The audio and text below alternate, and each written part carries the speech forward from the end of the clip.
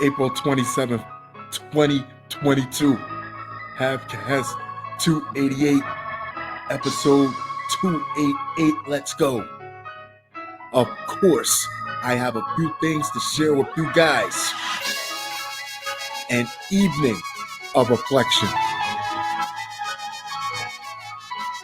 Shall we?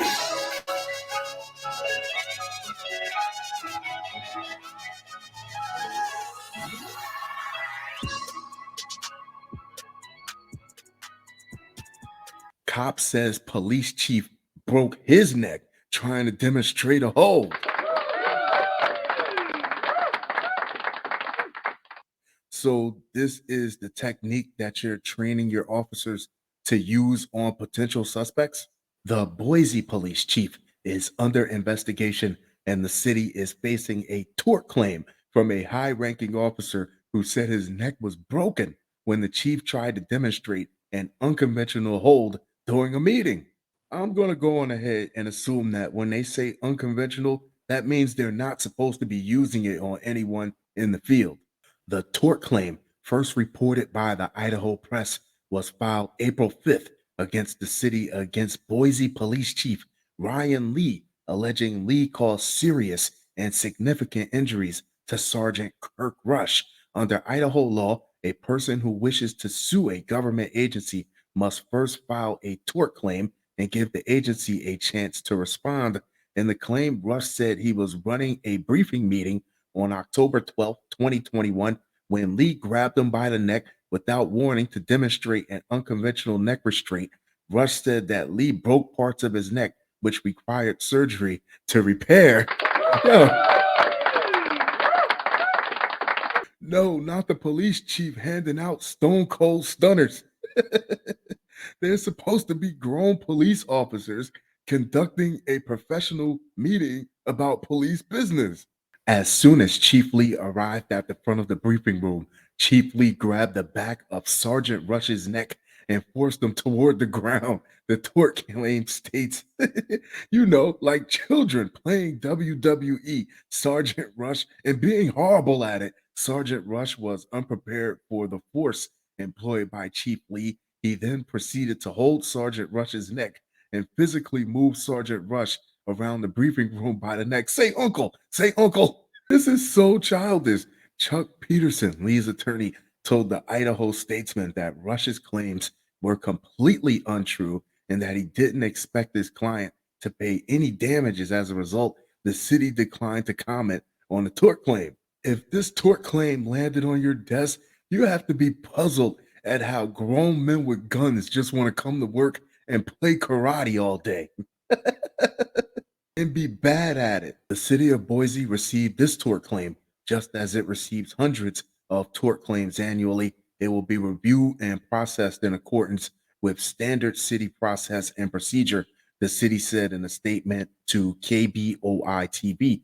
The Clearwater County Prosecutor's Office in North Central Idaho is working with the Idaho State Police to investigate. Ada County Prosecutor spokeswoman Emily Lowe said her agency sent the matter to Clearwater County because Ada County had a conflict of interest. In his tort claim, Rush said he and his attorney tried to get the city to address the issue for 5 months to no avail. Sergeant Rush does not serve this notice of tort claim lightly. Rush's attorney, T. Guy Hallam, wrote in the claim, indeed, he has given the city every opportunity to address this issue short of this legal path. Rush contends Lee singled him out during the meeting because he disagreed with the way Rush was running the department's K9 unit. A police chief has a large say-so in the type of training that his units or his officers receive. So if a police chief is not satisfied with the way a certain unit is displayed within their training, he can be the first to get in line and put that up for a dispute to get it changed, not running up on somebody and giving him a RKO in a police briefing.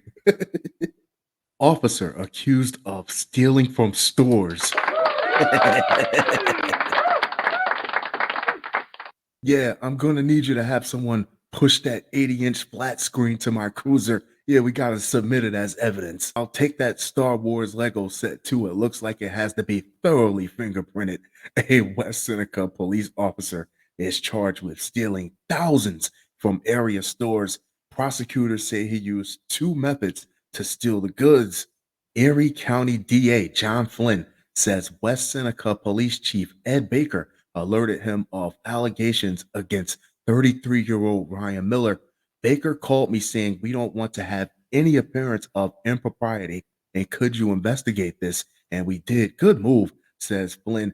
He says his office's confidential criminal investigators, assisted by the West Seneca Police Department, executed a search warrant at Miller's residence on Anger Drive, where he says some stolen merchandise was recovered. Found just a bunch of toy trains running throughout the house, a TV on every wall, one of those robots from Rocky 3. Flynn says Miller stole merchandise from a home improvement retailer in West Seneca and other store locations throughout Western New York. Flynn says there are two methods. Once the merchandise was in his possession, Miller would allegedly steal the items by canceling an order or by leaving the store without paying for the items, says Flynn. Flat out stealing. Miller, no scam about it, just taking it. Miller is scheduled to return on Friday, May 27th, for a felony hearing. He was released on his own recognizance as the charges are non qualifying offenses for bail. If convicted of all charges, Miller faces a maximum sentence of 7 years in prison. He is suspended from West Seneca Police without pay. I'm not a criminal. Man charged with hacking San Francisco employer after being fired for porn on work computer. You're worse than a criminal. A criminal knows when he's committing a crime. If you're watching porn at work, the only problem is that you don't think there's a problem. A Bay Area man has been indicted on charges of allegedly causing $220,000 in damage to his former employer, a bank, after being fired for allegedly having pornography on his work computer. Messy in more ways than one. Miklos Daniel Brody, 37, was indicted this month on charges of intentionally damaging a protected computer and obtaining information from a protected computer. He was originally charged last year, but details of the alleged crimes were kept under seal until recently. Can you imagine logging into your computer after sharing a server with this weirdo? Wait, is that a zucchini? Boss, boss. The criminal complaint in March 2021 says Brody denied knowingly keeping or watching pornography on his computer. Bullshit. And later told a former colleague he thought the firing was harsh and cruel, especially given the coronavirus pandemic. He also denied hacking his employer's computer in the days after his termination. If you can hack the computer, you could have cleared your browser history. It's a very specific accusation because if a job wanted to really stick it to you, they could just say you were using the computer for non-work related activities excessively. To say that you were watching porn means they want to let people know that you were watching porn. Brody's initial court appearance last year saw him released on an unsecured $25,000 bond. During the hearing, he asked U.S. Magistrate Judge Sally Kim to carefully explain the court process to him, asking if he could drive around San Francisco or work from home while on pretrial release. He also pleaded to be able to use his cell phone, saying he was blind without it. The terms release and blind. I'm still getting the hang of this. I'm not a criminal, Brody said. The criminal complaint alleges that in March 2020, Brody was fired from his job as a cloud engineer at the First Republic Bank in San Francisco after the company allegedly found evidence that USB drives containing pornography files had been plugged into his work computer. Brody said he got the USB drives from a friend and that he believed they contained the movie The Matrix.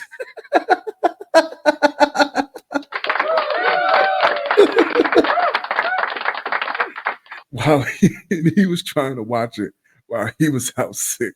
After his firing, Brody failed to return his work computer, logged into the company's computer system, and began running scripts to delete code and damage the software infrastructure the complaint alleges. The indictment alleges he emailed himself a First Republic bank code with more than $5,000. Wow! In an email with a colleague, Brody denied he'd done anything improper. It was very improper after his firing and lambasted his former employer. You guys and frankly, First Republic Bank FRB left me in a financial hardship situation in the middle of the coronavirus outbreak with this sudden termination and no severance package, he allegedly wrote. In my opinion, this is especially harsh and cruel given my 2 years of service and hard work with good faith and excellent performance. Plugging in a USB and trying to watch a movie, that's what they call it, when someone's sick, should be no grounds for this treatment. Nigerian man extradited to Kentucky to face charges over scam that cost Lexington woman $200,000. Not the Nigerian prince scam. A fourth man allegedly involved in a scheme that cost a Lexington woman $200,000 through what is known as a romance scam was flown to Kentucky Wednesday to face charges in federal court. A simple explanation of a Nigerian prince scam would be when someone tells you that they have a lot of money tied up somewhere and they can't get to it. So if you can send me this little bit of money to help them release the funds to me, I'll double your money or send you extra in return. Yeah, people fall for that. Authorities arrested Arito Mole Gabata Gason. Yeah, yeah. Reading is fundamental, kids. A Nigerian citizen in Nigeria last year in connection with the scam. A court in Nigeria only recently approved extradited him to the US. He was indicted in October 2020 with two others in the alleged scheme, but his name was redacted from the charges until Wednesday. Gabata Gason faces wire fraud and money laundering conspiracy charges. FBI special agents flew with him from Nigeria to Atlanta and then to Bluegrass Airport. Case agent Chelsea Holiday and others escorted him off the Delta flight just before 11 a.m. and into a Ford SUV just outside the terminal to take him to jail. Three others have pleaded guilty in connection with the fraud. Ismaila Funfunmi, 36, who was sentenced to 4 years and 3 months in prison. Livingstone Otonoya Ine Ikwum, who was sentenced to 2 years in prison, and Olatun Boson Olawokayore Ajayi, 39, who was sentenced to a year and a day in prison. All three are from Nigeria, but were living in the U.S. at the time. Fufumi lived in Indianapolis, Ikwam lived in Texas, and Ajayi lived in both Indianapolis and the Atlanta area at different times. The men allegedly took part in schemes to swindle people through various means. One method was to set up fake profiles on dating sites, then lure victims, many of them older women, into thinking they were in a relationship and milk them for money. Different strokes for different folks.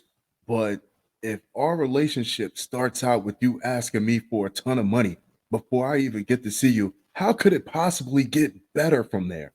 In the case involving the Lexington woman, Fafunmi used a fake name and said he was a U.S. Army soldier stationed overseas, according to court records. Because with a name like Fafunmi, that will let everybody know not to listen to a word you say. He told the woman who was in her 70s that he wanted to marry her, but needed $75,000 to get out of his Army commitment. Nigerian prince scam. The woman, who was not identified by name in the indictment, ultimately drained her savings and even took out a home equity loan, sending $200,000 to accounts designated by Fafunmi, who she believed was her boyfriend, according to court records. And I can't even get a text back. Fafunmi later asked the victim to take out another home equity loan, but she finally realized the relationship was a scam and contacted authorities, according to a court record. Did she get the money back? Assistant U.S. Attorney Catherine Anderson said in sentencing documents that the scammers needed American addresses and bank accounts to make the request for money seem plausible and to hide the ultimate destination of the money to Nigeria. The Lexington woman was the biggest known victim of the scam, but another woman in Western Kentucky lost $183,000 after being duped into believing her payments would qualify her for a grant. What do you need a grant for if you got $183,000 to give away? The woman said the person who defrauded her posed as a church friend on Facebook. This type of crime not only deprives victims of their savings, but also deprives them of their dignity and trust in humanity, Anderson said in a memo in Fufumi's case. A judge ordered Fufumi to pay a total of $547,751 in restitution to 13 victims in Kentucky, Texas, Illinois, Michigan, Tennessee, and Minnesota, according to a sentencing document, to which he told the judge he has $20 million that he can't get to. If the court would award him $1 million, he'll gladly pay back the 500. The indictment against Kabata said the Lexington victim sent about $164,000 to conspirators directly involved with them over about 6 months in 2018. Ajayi and Ekwem admitted in their plea deals that they withdrew money the women put in different accounts and forwarded some to Kabata. Federal authorities caution against sending money to people you've only had contact with by telephone or over the internet. Fun show, fun show, fun show. That being said, I'm going to wrap this one up, but I'll be sure to talk to you guys very, very soon. Adios.